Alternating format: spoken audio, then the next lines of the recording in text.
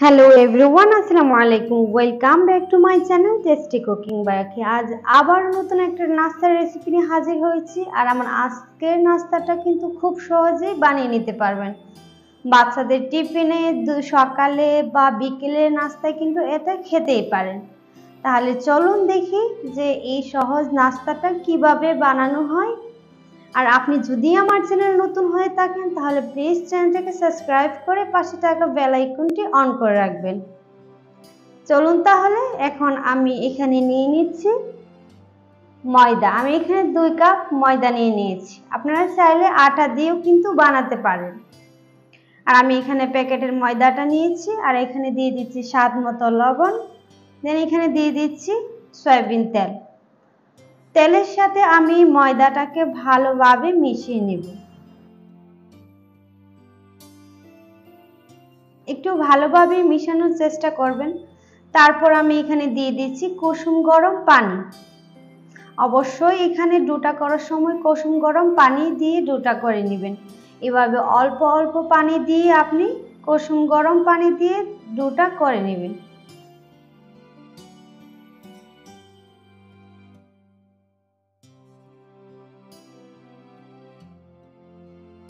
এই যে দেখেন ডোটা করা হয়ে গেছে। আমার ডোটা কিন্তু শক্ত হয় নাই, আবার নরমও কিন্তু হয় না। এরকম ভাবে ডোটা করে নেবেন।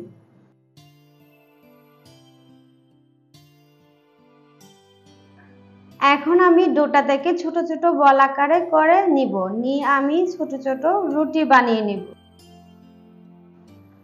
রুটিটা এমন হবে, বেশি পাতলাও হবে না, আবার বেশি মোটাও করা যাবে না। আমি এখানে ময়দা লাগিয়ে নিয়ে দেন এখন রুটিটাকে বেলে নিচ্ছি।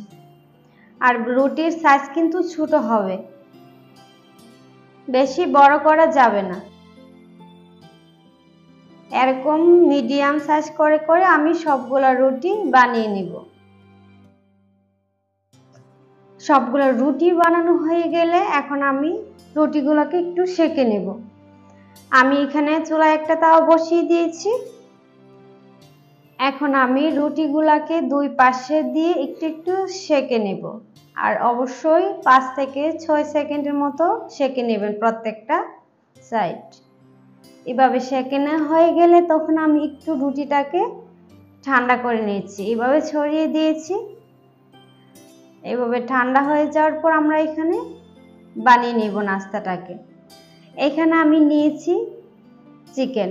আর চিকেনটাকে আমি রান্না করে নিয়েছি, আগে সিদ্ধ করে তারপর চিকেনটাকে ছোট ছোট টুকরা করে দেন সব মশলা দিয়ে যেভাবে চিকেন রান্না করে আমি ঠিক ওইভাবেই চিকেনটাকে রান্না করে নিয়েছি।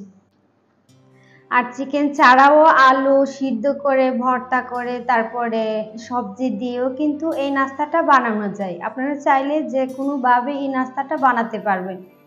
অনেক সহজ এবং বাচ্চাদের খুবই পছন্দের একটা নাস্তা, স্কুলে টিফিনও দিতে পারবেন।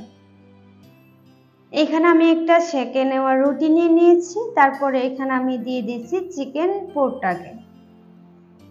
আমি এইভাবে একটা চামচ দিয়ে চিকেনটাকে ভালোভাবে এক পাশ দিয়ে লাগিয়ে নিচ্ছি। এভাবে এক পাশ দিয়ে লাগানো হয়ে গেলে তারপর আমরা এখানে দিয়ে দিচ্ছি একটা ডিম। ডিমটা অপশনাল, আপনাদের যদি ভালো লাগে খেতে তাহলে দিবেন, আর যদি না ভালো লাগে তাহলে স্কিপ করবেন। তারপর রুটিটাকে এভাবে ফোল্ড করে নিচ্ছি। এমনভাবে আমি সবগুলো নাস্তা বানিয়ে নেব। দেখেন আমি এখানে প্রায় 7 থেকে 8টার মতো বানিয়ে নিয়েছি। দেন এখন চলে যাব চুলায়। আপনারা চাইলে কিন্তু এ পর্যায়ে নাস্তাটাকে ফ্রোজেন করে রাখতে পারেন। তারপর আমরা চুলায় একটা প্যান বসিয়ে দিয়েছি। আর প্যানটা যখন গরম হয়ে আসবে তখন আমরা এখানে দিয়ে দিচ্ছি তেল। আর এই নাস্তাটা ভাজতে কিন্তু বেশি একটা তেলের দরকার হয় না, অল্প একটু তেল দিলেই দেখবেন হয়ে যাবে নাস্তাটা ভাজা। এখন আমরা একে একে দিয়ে দিচ্ছি চিকেনের সেই নাস্তাটা।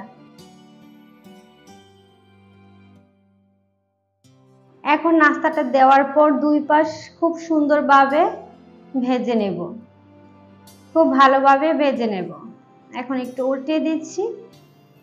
চিকেনের এই নাস্তাটা খেতে কিন্তু দারুণ মজার হয়। যখন দুই পাশ দিয়ে দেখবেন সুন্দর একটা কালার এসে গেছে, তখন আমরা নাস্তাটাকে উঠিয়ে নেব, উঠিয়ে সার্ভ করে দেখাচ্ছি। এই চিকেনের নাস্তাটা কিন্তু অনেক বেশি মজার হয়। বাসায় একবার হলেও ট্রাই করে দেখবেন যে কেমন হয়। বাচ্চা থেকে বড় সবাই অনেক বেশি পছন্দ করবে এই নাস্তাটা। বাচ্চাদের স্কুলের টিফিনে বা সকালে দেন বিকেলে নাস্তায় কিন্তু এটা দিতে পারেন। খুবই মজার এবং সুস্বাদু একটা নাস্তা, এবং খুব সহজে ঘরের উপকরণ দিয়ে কিন্তু এই নাস্তাটা বানাতে পারবেন। আর ভিডিও ভালো লাগলে অবশ্যই লাইক, কমেন্ট এন্ড শেয়ার করবেন, ফ্যামিলির সাথেও শেয়ার করবেন। সবাই ভালো থাকবেন, সুস্থ থাকবেন। আল্লাহ হাফেজ।